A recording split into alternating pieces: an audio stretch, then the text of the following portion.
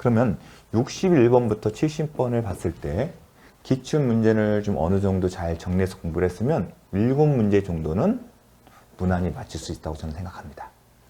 그래서 이제 71번 매도인 갑과 매수인 을 사이의 주택에 관한 계약이 적법하게 해제된 경우 해제 전에 이해관계를 맺은 자로 계약 해제로부터 보호되는 제3자에 해당되지 않는 자는 중요하죠.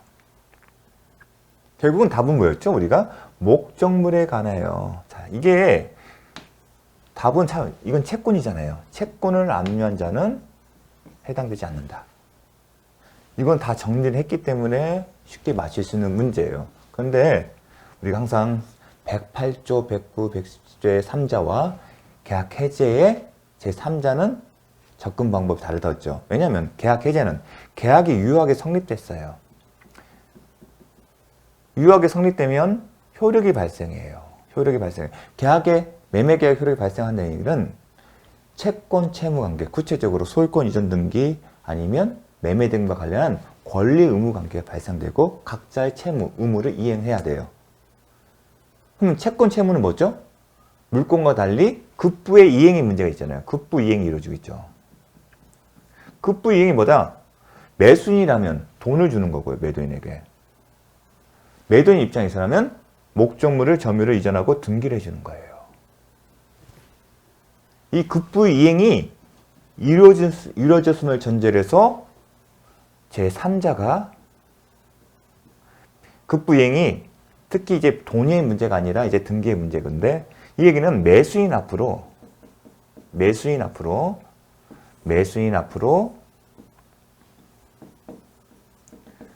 등기가 이루어졌다는 얘기예요. 급부 이행. 이런 매수인이 소유자라는 전제로 해서 제3자가 새로운 법률상 이해관계를 맺고 이게 뭘까요? 대표적인 법률행위, 매매와 같은 법률을 하고 단순히 매매만 하는 게 아니라 이 매수인과 매도인에게 대항할 수 있는 등기와 같은 배타적 대항력이 있어야 돼요. 그래서 단순히 매매 계약을 체결하는 그치지 않고 등기를 하거나 예컨대 여기는 소유권 이전 등기도 있을 거고 가압류 등기가 있을 거고 가처분 등기, 목적물 자체에 관해서 아니면 주택임대차법에 따라 대항력 같은 임차인 같은 제3자의 대항력이 있는 그런 상태가 돼야 돼요. 그걸 묻는 거예요. 그런데 소유권 이전 등기 정권, 의뢰 매수인의 소유권 이전 등기 정권은 아직 급부 이행이 이루어지기 전에의 채권에 불과한 거예요. 이 3자는 급부 이행이 이루어지는 거예요. 소유권 이전 등기 정권은 아직 이행이 안 됐다는 얘기예요. 그래서 이게 1번이다. 항상 3자는 잘 정리해야 돼요. 우리가 3자가 나온 데가 어디죠? 108조의 선의 제3자, 그리고 계약의 제3자.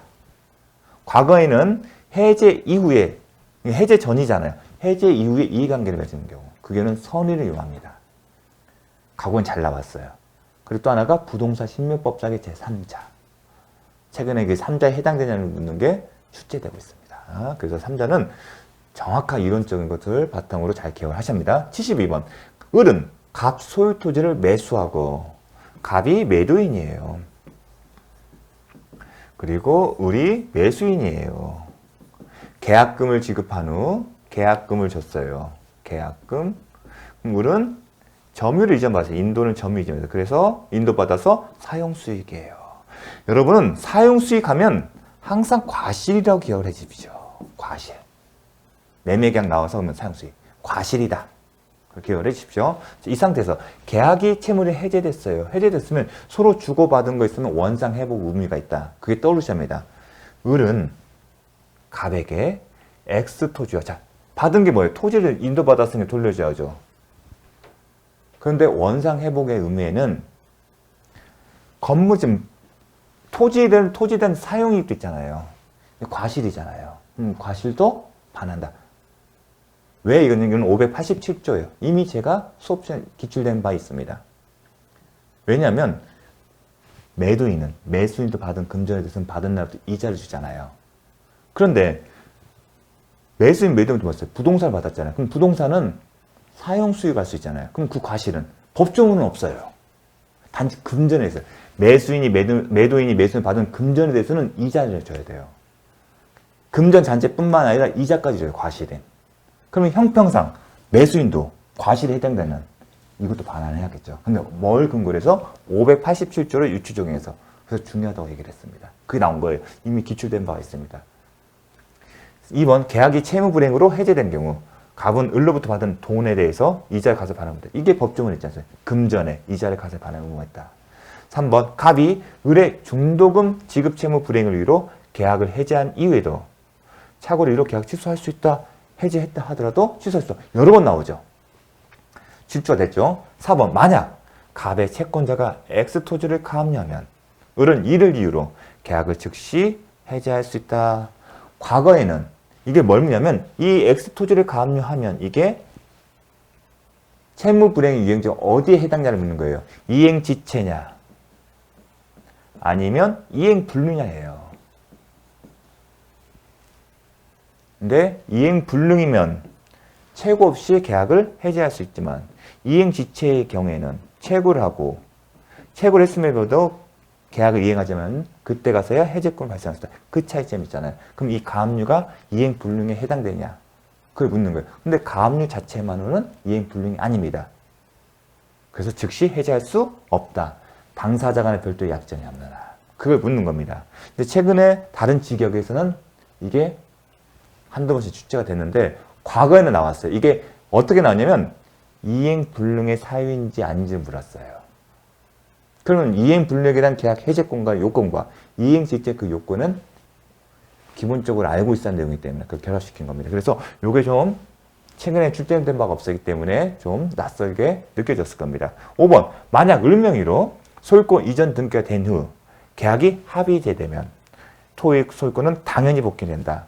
법정 해제를 하게 되면 계약이 무효, 취소, 해제가 되면 물권 변동의 효력 또한 소급하게 없어지는 거예요. 합의 해제의 경우에도 마찬가지다. 그래서 제3자 보유 중에 적용된다. 합의제 해제 때 정말 강조하는 내용이에요. 그러면 1번, 2번, 3번, 5번은 이미 우리가 알고 있는 내용, 기출문제예요. 그래서 요게 이제 낯설 수도 있는데 이렇게 좀 소급해서 답을 찾을 수 있는 문제였습니다. 그래서 쉽지는 않지만 어떤 분 쉽다 평가하지만 제가 봤을 때는 최근에 봤을 때 이런 지문을 눈에 띄지 않았어요. 그래서 좀 주목하지 않았다면 좀 답을 찾는 게 조금 어렵지 않았을까 싶습니다. 73번 건물 소유를 목적으로 한 토지 임차인의 지상물 매수 청구권. 자, 건물 소유 목적의 토지 임대차 계약은 정말 중요하죠. 임대차 계약할 때도. 그리고 최근에 계속 나와요. 그래서 기출문제 보면 양이 많아요. 보겠습니다. 지상 건물을 타인에게 양도한 임차인, 지상물 매수 청구는 매매 계약인데 임차인 소유물 전제로 하기 때문에 행사할 수 없다. 임차인은 저당권 설정된 건물에 대해서도 할 수 있다. 이미 출제가 잘 되고 있어요. 3번 토지 소유자가 아닌 제3자가 토지를 임대한 경우 임대인은 특별한 사정이 없는 매수 청구권의 상대방이 될 수 없다. 근데 이 지문도 과거에는 출제된 바 있어요. 근데 자주 출제되진 않았어요. 근데 지상물 매수 청구권이 형성권이고 그렇게 되면 매매 계약이 체결되는 거예요. 그러면 당연히 토지 소유자인 임대인을 상대로 하는 게 맞겠죠. 만약에 토지 소유자가 아닌 제3자를 상대로 가능한다고 하다면 그 임대인 입장에서는 사용권이 없는 건물을 갖고 있는 거예요. 그렇게 되면 건물 철거될 의무가 있어요. 근데 지상물 매수 청구권은 사회경제적 차원에서 건물 철거를 방지시키는 거예요. 근데 오히려 지상물 매수 청구권 행사에 있어서 그런 일을 또 똑같이 해결되는 게 아니라 똑같은 일이 계속 해결되지 않고 반복되는 겁니다. 그래서 지상물 매수 청구권은 토지 소유자인 임대인을 상대로 한다. 이게 원칙이에요. 그래서 토지 소유자가 아니기 때문에 할 수가 없다. 그다음 4번 임대인이 임차권 소멸 당시에 이미 토지 소유권을 상실하였더라도 임차인은 그렇게 할 수 있다? 되겠죠. 토지 소유자인 임대인을 상대로 한다. 왜냐하면 그렇지 않은 경우도 행사할 수 있다면 건물 소유자와 토지 소유자가 달라지기 때문에 토지 사용권이 없다는 얘기예요. 그러면 철거될 문제가 있어요. 그 점을 감안한 겁니다. 그래서 이 3, 4번은 같은 세트인데 잘 나오는 지문이 아니었어요. 5번 기간의 정함이 없는 임대차에서 임대인의 해지 통보에 의하여 임차권이 소멸된 경우 매수청을 행사할 수 없다? 할 수 있다. 이게 어떤 얘기죠? 원칙적으로는 계약갱신 요건 행사하고 임대인이 이를 거절한 경우에만 지상문 매수 청구권을 행사할 수 있다. 그런데 해지 통고는 이미 계약갱신을 거절하기 때문에 별도로 계약갱신 요건을 행사하지 않고 바로 지상문 매수 청구할 수 있다. 이미 눈에 나왔던 강조된 판례였습니다. 그래서 요 3, 4번이 좀 쉽지 않았을 겁니다. 74번. 갑은 자신의 액수주택을 보증금 2억 원, 월 차임 50만 원은 주택이에요. 을에게 임대해야 했다. 을이 임차인이에요. 을이 전입신고 후 전입신고를 했고 점유 사용했다. 이사를 했다는 거예요. 그 얘기는 뭐죠? 대항 요건을 갖췄다는 겁니다. 차임을 연체하다가 계약이 종료되었대요. 근데 계약이 종료 전에 주택의 소유권이 매매는 원유로 병행이다. 이게 표현을 하겠죠. 대항 요건을 갖춘 후 주택이 양도된 경우잖아요. 그렇게 되면 양수인이 임대인의 지위를 누가? 즉 병이죠. 정년의 액수의 소유권이 병이 임대인의 지위를 승계한다. 이게 딱 나와야죠. 승계. 다음 설명 중 틀린 것은 특별한 사정한 병이 임대인의 지위를 승계해서 본다. 딱 나오죠. 지문 자체를 읽으면서 이게 나와야 돼요. 2번 연체 차임에 대한 지연 손해금의 발생 종기는 특별한 사정이 없는 한 액수주택이 반하는 때다. 자, 우리가 기존에 출제된 건 이랬죠. 이제 이런 매매 계약을 통해서 양도가 되는데 이미 발생한 연체 차임 채권은 당연히 새로운 소유자에게 넘어간다? 그렇지 않다. 이미 발생한 연체 차임 채권은 기존의 소유자가 갖고 있는 거고, 만약에 전 소유자와 새로운 소유자 사이에 이 채권에 대해서 넘기기로 한 양도 약정이 있어야만이 그 연체 차임 채권 간다. 그거 하나 기억하죠. 그건 시험에 나왔습니다. 그래 또 하나 기억하겠죠. 그 세트로 연체 차임 채권이 여전히 종전 소유자에게 있지만 그 차임 채권이 여전히 변제가 이루어지지 않다가 임대체가 종료되면 보증금에서 당연 공제된다. 그 세트를 기억해야 돼요. 이미 그것은 우리가 배웠던 내용이고 기출된 사안입니다. 그래서 공부할 때 그건 알고 있었어요. 자, 그걸 전제로 해서 한번 볼게요. 그런데 연체 차임에 대한 지연 손해금의 발생 종기는 액수주택에 반한다. 뜬금없이 이런 표현이 나와요.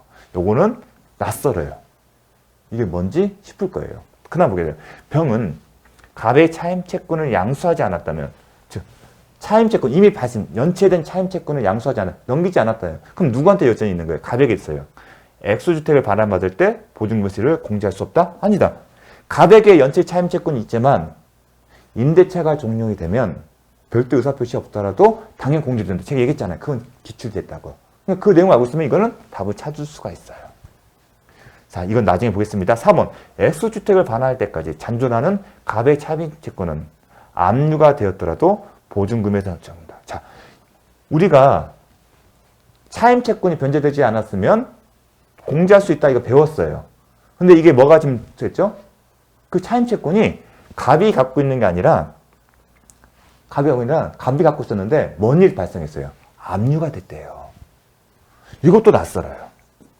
이게 무슨 얘기지? 자, 5번. 액수주택을 반환하지 않으면 특별한 사정이 없는 한 을은 보증금이 있음을 이유로 연체 차임의 지급을 거절할 수 없다. 임차인이 연체 차임을 청구하는 그 대해서 야 보증금에서 거기서 빼. 그 얘기를 못한다는 얘기입니다. 그 얘기는 또 알아요. 다만 표현이 좀 낯설어요. 그러니까 답은 명확하게 했으면 찾을 수 있는데 2번, 4번, 5번이 낯설어요. 그리고 거기에 대해 임대차 보증금에 대해서 심도 있게 다뤄준 적이 없어요. 사실 임대차 보증금과 관련해서는 당연 공제된다. 연체된 차임채권은 새로운 소유자의 별도의 특별한 사정, 즉 채권 양도 양수 계약을 체결하지 않으면 당연히 이전되는 것은 아니다. 하지만 연체된 차임채권이 변제되지 않고 채무이행이 이루어지지 않고 계속 남아있다면 당연히 공제된다. 그거밖에 딱 시험에 나온 게 없었어요. 근데 좀 심도 있게 나온 겁니다. 그러면 임대차 보증금의 개념을 알아야 하는 거예요. 설명드리면 임대차 보증금은 우리가 임대차 계약 체결하면 보증금이잖아요. 이 보증금의 성격이에요. 보증금은 왜 주는 거죠? 임대차 계약을 체결했을 때 임차인이 임대인에게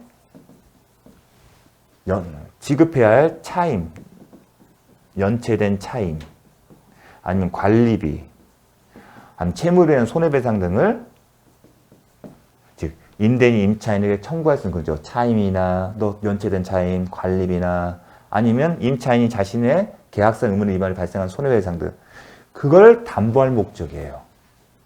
그게 보증금이에요. 그래서 임대차 계약 종료 시에. 근데 보증금은 그러면 좀 더 구체적으로 그러면 어떻게 되는 거죠? 이 보증금은 계약 종료 시를 기준으로 해서. 왜냐하면 임대차 보증금은 계약이 종료되거나 계약은 기간 만료거나 아니면 계약 해지 등 다른 사유로 뭐 합의 해지 등 기간이 만료되면 종료되면 그때 가서 발생하는데 이때 딱 임대차 보증금을 계산하는 게 아니라 언제까지? 명도 시점까지. 그래서 정지조건부를 표현했어요. 실제로 명도가 이루어질 때까지 이 기간까지 임차인이 임대인에게 지급해야 할 금원이 있다면 이 금원들을 당연 공제하고 명도 시점에 남는 금원이 있을 때 반환 의무가 있는 겁니다. 그래서 계약 종료 시 당일 가지 아니라 이런 정지 조건 언제?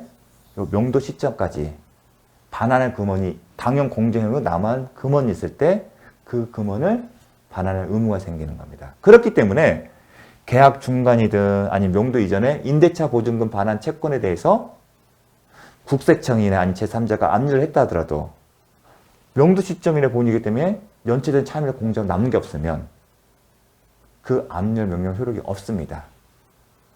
혹시 그걸 공부를 하셨다면 그걸 아시는 분들은 이게 답이 찾을 거예요. 요거예요, 요거.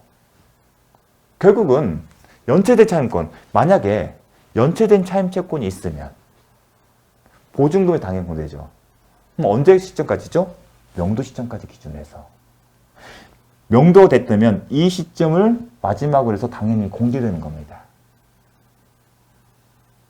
이 개념을 아냐 모르냐는 거예요. 첫 번째. 그래서 아까 발생, 종기는 명도 시점에 표현이 나온 겁니다. 왜냐하면 이 시점까지 해서 연체된 차임 채권도, 즉 임차인이 임대인을 지급할 연체된 차임 채무 등은 당연히 공제되기 때문에 그 표현이 나온 거예요. 그러니까 어려운 표현이에요. 낯선 표현이에요.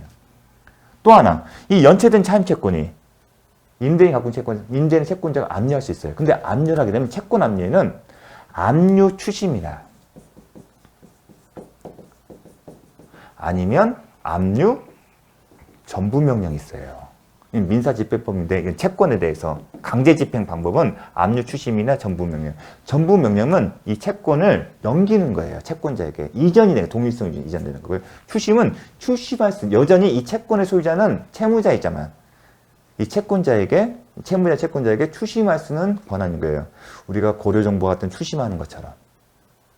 다른데 핵심은 뭐냐면 연체된 차임채권은 아직 확정된 게 아니에요. 나중에 이 시점은 당연 공제가 돼요. 이런 특징이 있어요.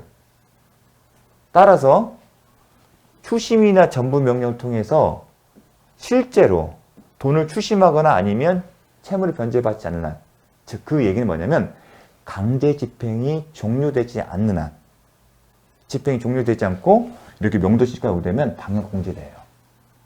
채권도 그걸 아는 겁니다. 그러니까 어려운 질문이에요. 그래서 명확한 의미는 압류 다음에 판례는 추심이에요. 근데 그게 중요한 게 아니에요. 압류는 추심이나 전부 명령이 있을 수 있는데 핵심은 뭐냐면 강제집행, 이게 강제집행 절차잖아요. 강제집행 절차가 종료됐냐 안 돼요. 종료됐다는 얘기는 회수를 했다는 얘기예요. 돈을 받았다는 얘기예요. 돈을 받았기 때문에 나중에 보증금에서 공제된 그런 일이 발생하는 거예요. 그러니까 강제집행이 끝나기 전이라면 공제돼요. 근데 강제집행이 끝나면 그렇진 않습니다. 그러니까 지금 판례는 강제집행이 끝나기 전에 그게 뭐냐면 잔존하는 아직 차임채권의 변제가 이루어지지 않았다는 얘기입니다. 집행이. 그럴 경우는 공제됩니다. 그러니까 어려운 질문이에요. 근데 요거는 사실은 좀 응용을 하게 되면 쉽게 맞을 수 있고 그래서 요 74번 쉽지 않았습니다. 자, 75번 문제는 2024년도에 선고된 대법원 판례예요. 어떤 거냐면 주택임대차법에 따르면 임차인은 주택임대 1회 하나의 계약갱신을 요구할 수 있어요. 그래서 임차인이 계약갱신을 요구했으면 특별한 사정이 없으면 계약갱신이 돼요. 종전관 동의나 조건으로. 그런데 뭐가 있죠? 임차인은 계약갱신 요구권 행사에 따라 계약이 갱신된 이후에 임차인은 언제든지 임차인은 계약 해지를 통고할 수 있고 그 통고를 임대인이 받은 날로부터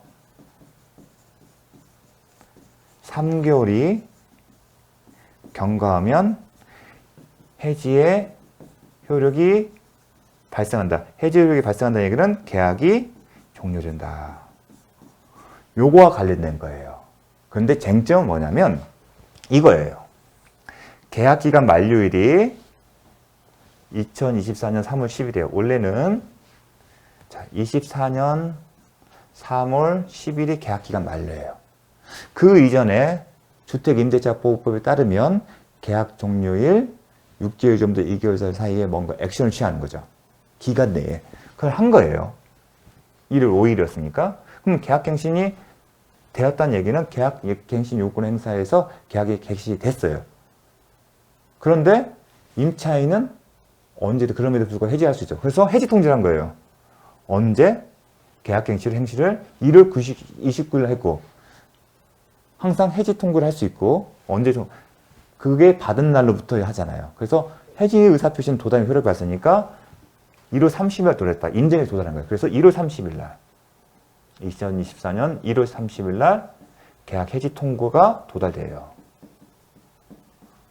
그러면 우리가 알고 있는 받은 날로부터 3개월 2, 3, 4, 3개월은 4월 3, 2023년 4월 30일 날 해지 효력이 발생한다. 그 시점 계약이 종료한다. 그게 알고 있는 지식이에요.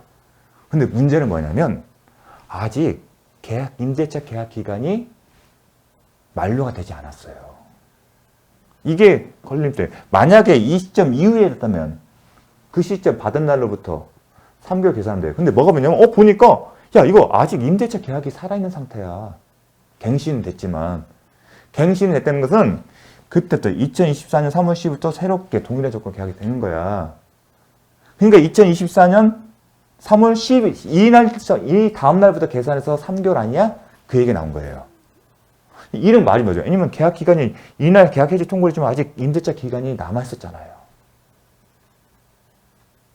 쟁점이 됐는데 대법원 판례는 설사 아직 계약 기간 만료 이전에 계약 해지 통고가 이루어졌다 하더라도 그 시점을 기죠.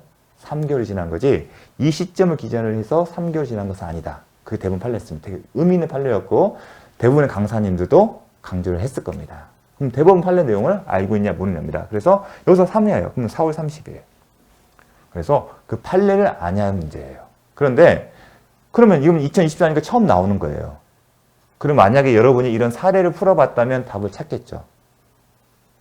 그러니까 대법원 판례를 안다는 게 중요한 게 아니라 그냥 판례 지문을 나오는 게 예전에는 지문을 따왔어요. 그런데 34회에도 상가건물 임대차법상에 구조가 적용되지 않는다는 전제에서 민법 적용이 되고 민법이 적용이 되기 때문에 행사할 수 없는 계약갱신 요구권을 행사할 수 없는 그런 사례 문제가 나왔어요. 그건 판례 내용만 안다는 게 아니라 이 판례 내용이 사례를 만들 때 어떻게 하는지 대비가 됩니다. 이건 말은 쉽지만 이런 사례를 보지 않았다면 이런 문제를 만들어서 풀지 않거나 아니면 이런 걸 염두에 두고 공부하지 않았다면 맞히기 쉽지는 않았을 겁니다. 그래서 판례를 안다는 건 단순히 그 결과만 아는 게 아니라 이런 사례를 전제로 해서 판례 보게 되면 이런 사례가 다 있거든요. 그 의미를 구체적으로 아셔야 합니다. 날짜만 틀렸을 뿐이지 그대로 만든 거예요. 그래서 판례를 한다면 그렇게까지 알아야 합니다. 내용 이런 쪽으로 하면 계약기간 만료 전에 계약 해지 통보를 하게 되면 그 시점으로부터 3개월이 임대인에게 계약 해지 통보되는데 상관없이 3개월이 경과되면 효력이 발생한다. 그렇게 하면 일순간 고개 끄덕여져요. 하지만 사례를 보게 되면 이게 뭘까? 그래서 앞으로 공부할 때는 중요한 판례라면 이런 사례 형태로 나올 수 있구나. 특히 특별법은 특히 상가나 주택의 경우는 그렇게 기억을 하셨으면 좋겠습니다. 76번 집합 건물의 소유 및 관리에 관한 법률상 관리에 관한 설명을 틀린 것은 답이 쉬워요. 관리는 구분 소유자한다? 구분 소유자 필요 없어요. 그래서 임차인도 될 수 있다. 과거는 이렇게 나왔어요. 그 나머지도 이미 한 번씩 기초가 되는데 자주 나오는 지문들은 아니었어요. 이 집합건물법이 좀 중요한 내용 나올 때도 있고 좀 법조문에서 그냥 좀 잘 보지 않는 법조 나오는 경우고 좀 뜬금없습니다. 근데 이번에는 좀 쉽게 나왔어요. 답을 찾기가. 이거는 이미 기출이 여러 번 나왔던 거예요. 77번. 갑은 을에게 무이자를 빌려준 1억 원을 담보하기 위해 병명의의 저당권이 설정된 을 소유의 건물에 관하여 담보가등기를 마쳤고, 자, 담보가등기 나왔어요. 그러면 일단 가등기 담보법이 적용되는 을 항상 떠올리셔야 돼요. 항상 먼저 일단은 그 채권은 피담보 채권은 금전 소비대차, 금전 소비대차죠. 또 하나 그 채권과 담보, 가등기 담보 제공된 부동산 시가를 비교해서 시가가 이 부동산 시가 더 커야 돼요.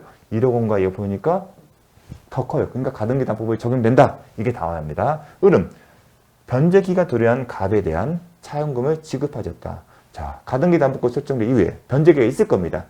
이건 법정 담보 물권이기 때문에 법정 담보 물권 표현 쓰지만 실질적으로는 저당권점 생각하라고 제가 강조를 했습니다. 변제기에 도래했으면 그때 채무를 이행하는데 채무를 이행 안 했어요. 그럴 때 가등기 담보권자가 자신의 권리를 실행하는 방법이 뭐였을까? 그게 이제 가등기 담보법에 나오는 첫 번째 기속 청산 절차. 아니면 경매를 청구할 수도 있고요. 아니면 제3자가 진행하는 경매에 참여를 할 수 있고 그걸 묻는 겁니다. 그게 머릿속에 있어야 돼요. 자, 지급하지 않는 다음 설명 드린 것은 1번 기속 청산 절차에 따라 적법하게 X의 건물의 소유권을 취득하면 병의 저당권은 소멸한다. 자, 병이 있어요. 이게 좀 잘 낸 거예요. 왠지 소멸될 것처럼 보이잖아요. 그런데 과거에는 좀 나왔는데 최근에 이 지문이 이런 식으로 나오지는 않았어요. 그러니까 나오는 지문들이에요. 근데 이 지문이 자주 나오지는 않았어요. 최근에는. 근데 왜 소멸하지? 선순위는 소멸이 안 돼요. 선순위 소멸이 안 되기 때문에 우리가 기속 청산 절차를 할 때 뭐라 하죠? 실행 통지를 하잖아요. 그럼 청산금을 평가해서 통보를 하잖아요. 이 청산금 평가는 어쩌죠? 시가에서 채권을 빼는 거잖아요. 이 채권은 360조가 적용되잖아요. 근데 이 채권에는 선순위 저당권의 피담보 채권도 포함해요. 왜냐하면 청산 절차에 따라서 가등기 담보권자가 이 목적의 소유권을 취득하게 되면 이 저당권도 인수하기 때문에 그래요.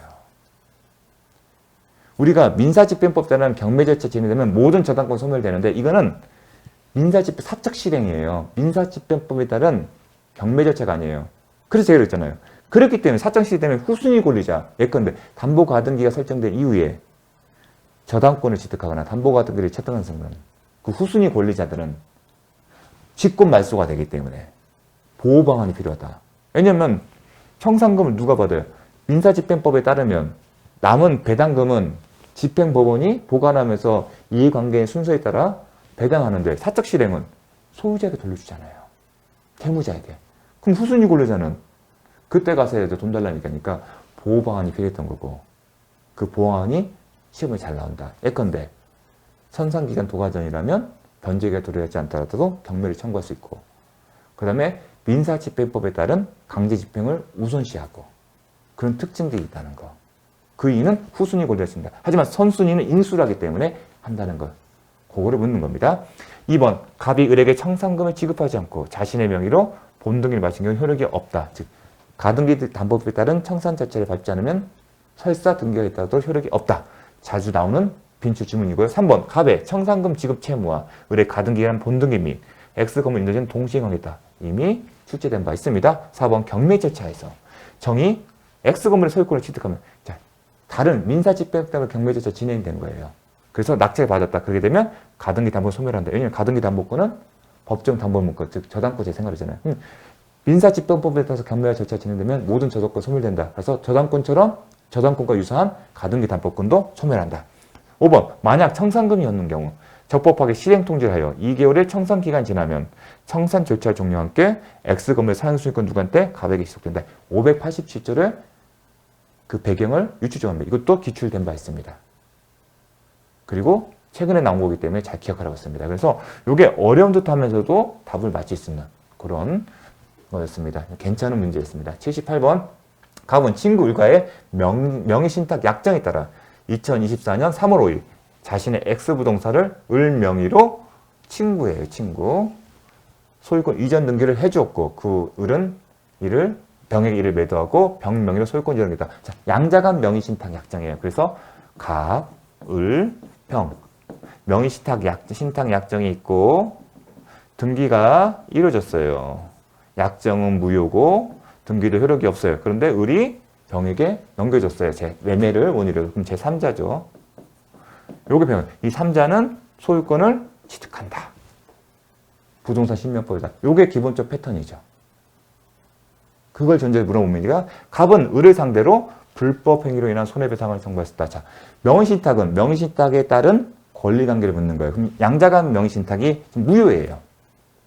그러니까 등기 효력이 없어요. 그러면 비록 을 앞으로 등기가 되어 있다 하더라도 소유자 누구다? 이 사람 법률상 소유자예요. 따라서 이 상태에 따르면 갑은 소유자의 지위에서 뭘 한다? 등기의 말소를, 즉 소유권을 그냥 물권적 청구권 214조를 행사할 수 있어요. 을은 외형상 소유자지만 소유자가 아니잖아요. 등기 효력이 없으니까. 등기부에 을 명의로 되어 있지만 법률상 소유자 누구다? 을이에요. 근데 이러한 상태에서 을이 매매를 했어요. 그리고 병에게 등기를 해줬어요. 그럼 병에게 등기 효력이 있다. 그러면 병이 소유권을 취득한다. 이 사람 소유자예요. 그러면 하나의 부동산에 소유자는 두 명일 수 없기 때문에 병에게 처분하기 전에 이 사람이 소유자였지만 병이 소유권을 취득함과 동시에 반사적으로 이 사람은 소유권을 상실해요. 이 소유권 상실 누구 행위로? 을의 행위로. 근데 을은 반환할 의무가 있는데 반환할 의무가 있음에도 불구하고 병에게 넘겨준 거잖아요. 그렇기 때문에 을의 행위로 소유권을 상실하기 때문에 불법 행위다. 할 수 있다. 요거는 여러 번 나왔던 지문이에요. 그러니까 이거는 맞춰야 돼요. 그 다음에 갑과 을의 명의신탁 약정으로 인해 을과 병의 명은 무효다? 그렇지 않다. 을과 병의 명의는 유효하다. 3번 갑은 병을 상대로 X 부동산에 관한 소유권 이전 등기 말소 청구할 수 있다. 그러려면 소유권 이전 등기 말소 그런 표현 나오면 소유자가 해야 한다. 이전 등기 말소는 214조잖아요. 누구만 할 수 있다? 소유자다. 그럼 갑이 소유자를 묻는 거예요. 병이 소유권을 취득함과 동시에 갑은 더 이상 소유자가 아니잖아요. 소유자가 아니기 때문에 말소 청구를 할 수 없다. 4번 갑은 을을 상대로 명의신탁 약정 해지를 원인으로 해지를 원인한 소유권 이전 등기는 어떤 경우 명의신탁 약정 유효하지만 이 경우는 무효이다. 그래서 이것도 틀린 지문. 이것도 자주 나오는 지문이고요. 5번 만약 을이 X부동산 소유권을 병으로 다시 취득한다. 여기서 이제 다시 을이 취득했어요. 그 경우에 할 수 있다. 이것도 기출 문제예요. 병이 소유권 취득할 때 이 사람은 소유권을 상실해요. 따라서 소유자가 아니에요. 소유자가 아니기 때문에 소유권을 개한 이전 등기 청구할 수 있다 없다? 못한다. 이건 진정명의 회복을 한 건데 소유자가 아니기 때문에 못하는 겁니다. 그래서 요거까지. 요 4개는 이미 여러 번 나왔던 지문이에요. 그래서 맞힐 수 있는 문제였습니다. 79번. 자, 임차인 을은 갑소유의 X상가 건물에 관하여 월차임 200만 원, 기간 2023년 5월 24일에서 2024년 5월 23일은 1년이네요. 임대차 계약을 갑과 체결했고 기간 만료 14일 전인 갱신 거절의 통지를 하여 다음 달 갑에게 도달했다. 자, 어떤은 묵시적 갱신에 관한 거예요. 자, 계약기간 만료일이 24년 5월 23일이에요. 그런데 법에 따르면 이러죠. 계약기간 종료 6개월 전부터 1개월 전. 2024년 4월 23일이겠죠. 이 기간 내에 상가 건물이죠. 상가면. 이 기간 내에 누가? 임대인이 계약 갱신을 거절 통지를 하지 않거나 아니면 조건을 변경한 통지를 하지 아니하게 되면 계약은 묵시적으로 갱신된다. 그게 있어요. 반면에 비교를 할게요. 임대인이 근데 주택임대차보험은 이렇게 돼 있어요. 주택임대차보험은 이제 2개월 전까지 임대인이 계약갱신을 거절 통지를 하지 않거나 아니면 조건 변경하지 아니한 경우 그리고 임차인 역시 2개월 전까지 계약갱신 거절이나 아니면 조건 변경하지 하지 않는 경우에는 2개월 그 기간 내 그런 걸 안 하면 묵시로 갱신된다.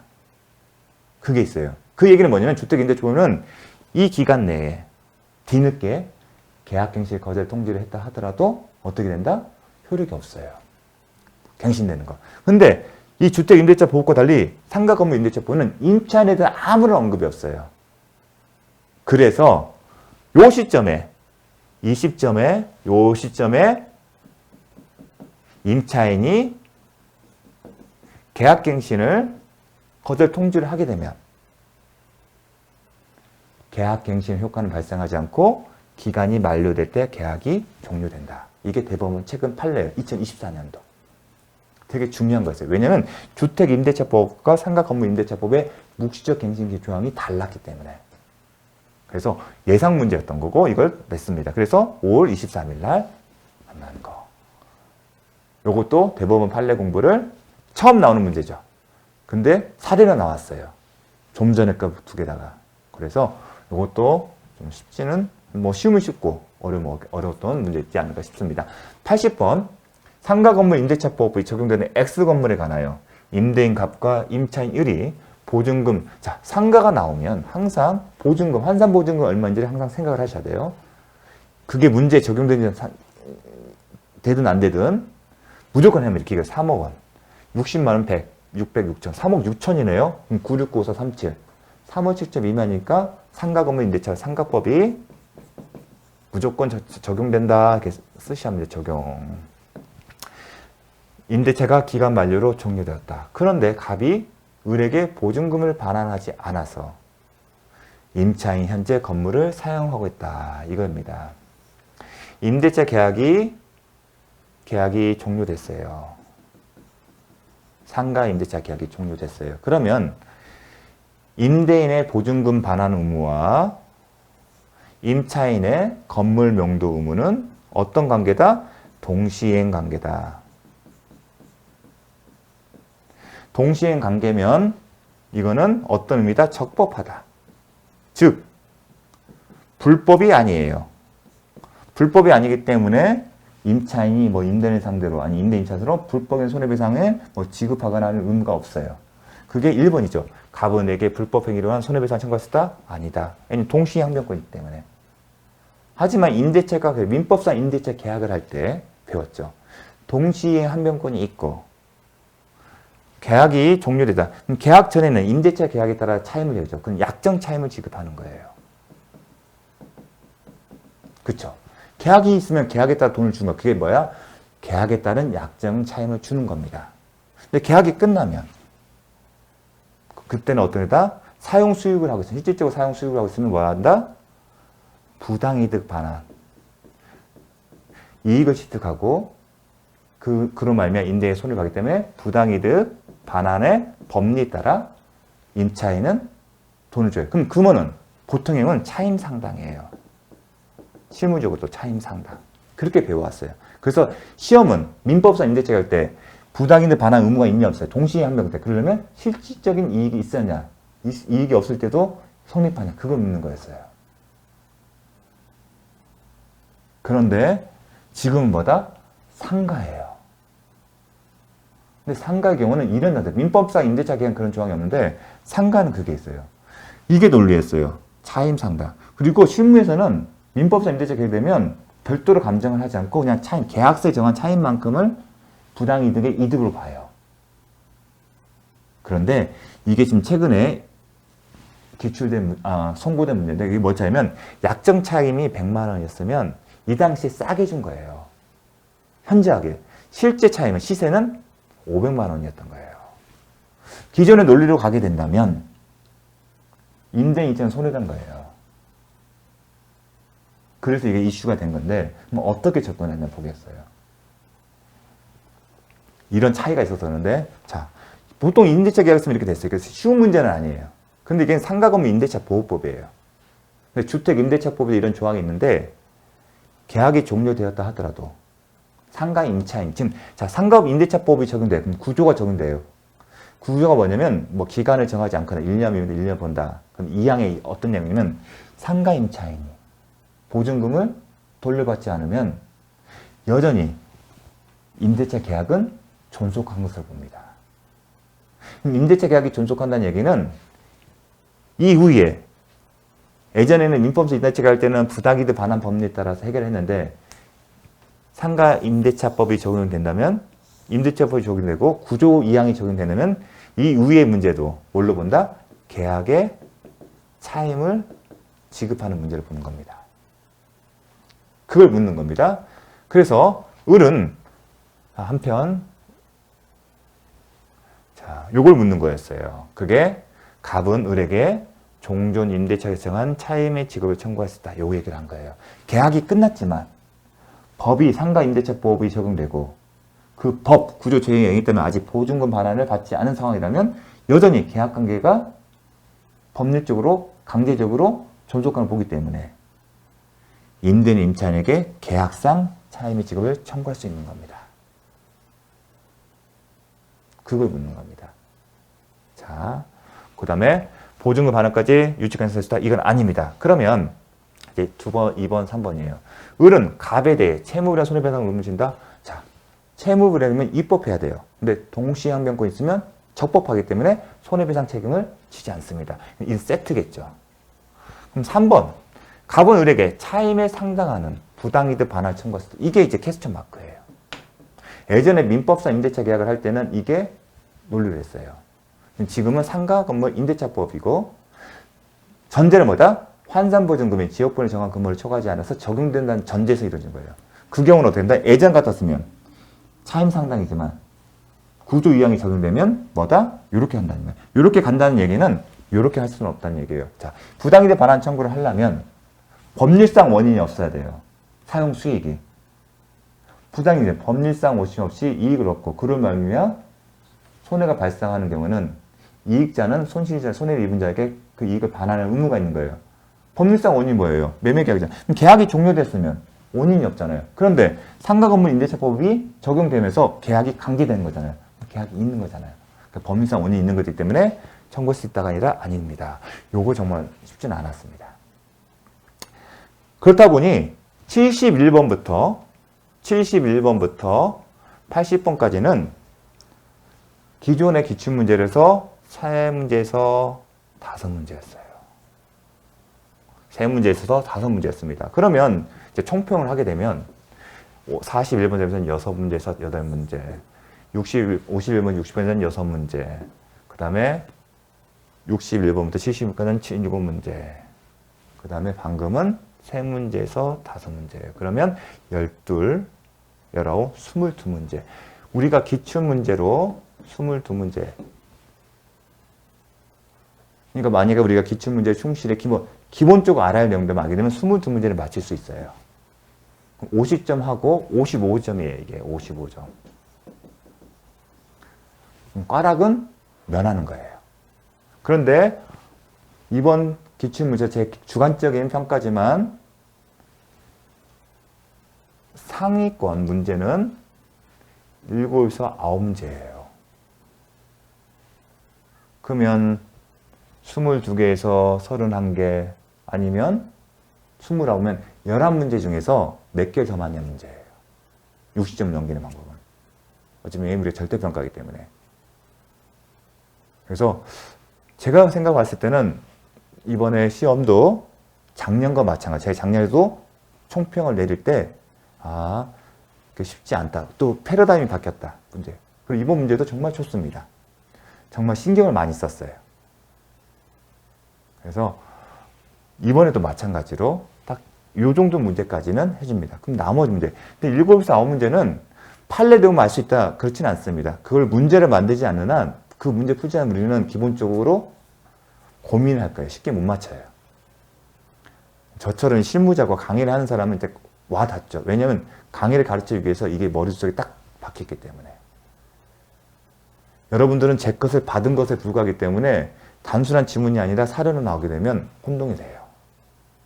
그래서 그런 부분들을 염두를 했을 때 이제 하나를 알아들어도 가면 갈수록 저 정확히 아는 게 더 중요한 거고요. 판례도 많이 아는 게 중요한 게 아니라 중요한 판례는 이게 어떤 의미인지 실제로 그 사항까지도 기억할 필요성이 있지 않을까 싶습니다. 그러니까 작년에도 마찬가지지만 올해도 주택임대점이나 상가건물 임대차법 같은 경우는 바로 출제를 냅니다. 중요한 판례는.